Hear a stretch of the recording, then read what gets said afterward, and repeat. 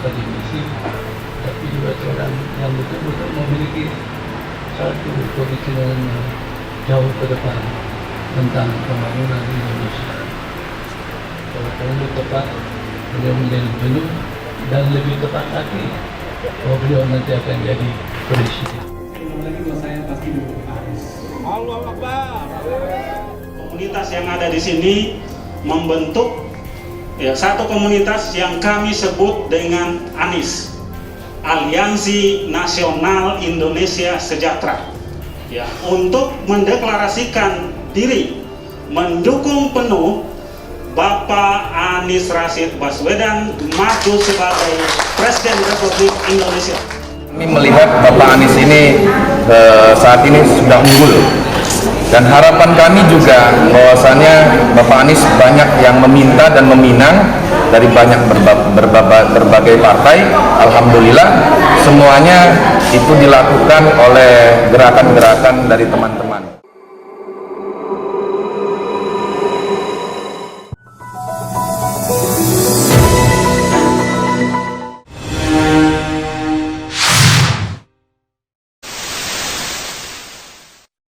Gubernur DKI Jakarta Anies Baswedan dinilai sudah dikehendaki oleh rakyat untuk menjadi presiden pada 2024 mendatang. Pasalnya, Anies dinilai sudah disambut meriah pada berbagai acara di sejumlah daerah. Hal ini dikaitkan oleh pengamat politik Tony Rashid. Menurutnya, konsolidasi dari para relawan sudah semakin marak untuk mendukung Anies pada pemilihan presiden 2024 mendatang. Euforia menyebut Anies di berbagai event sebagai bentuk nyata keberhasilan konsolidasi itu. Ini boleh diklaim bahwa rakyat menghendaki Anies jadi presiden, ujar Tony kepada wartawan Rabu 2 Februari 2022. Tony menyebut apa yang dialami Anies ini mirip dengan ketika Susilo Bambang Yudhoyono menjadi presiden di tahun 2004 dan Joko Widodo yang terpilih di tahun 2014. Situasi ini linear dengan hasil survei di mana elektabilitas Anies terus naik.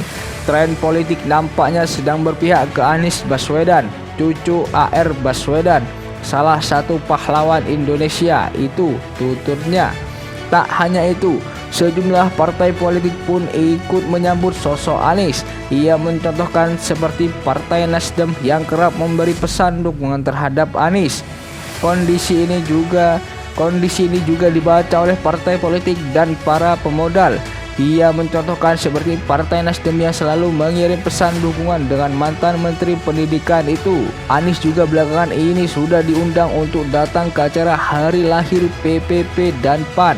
Bahkan pemodal atau pengusaha juga mulai mendukung Anies, seperti yang dilakukan mantan Menteri Pertanian sekaligus pengusaha asal Sulawesi Amran Sulaiman.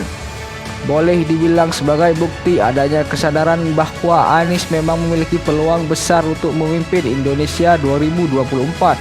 Hal yang sama pernah dilakukan Amran Sulaiman kepada Jokowi tahun 2014. Goncang-gancing memasuki tahun politik 2024 semakin nampak mata, mulai dari deklarasi Nasdem ke Anies Baswedan hingga saling sindir dari PDIP. Nama partai politik Nasdem setelah mencalonkan capres Anies Baswedan pada Pilpres 2024 juga menjadi sorotan publik Indonesia. Dukungan kepada Anies Baswedan juga mengalir dari seluruh DPD Partai Nasdem seluruh Indonesia.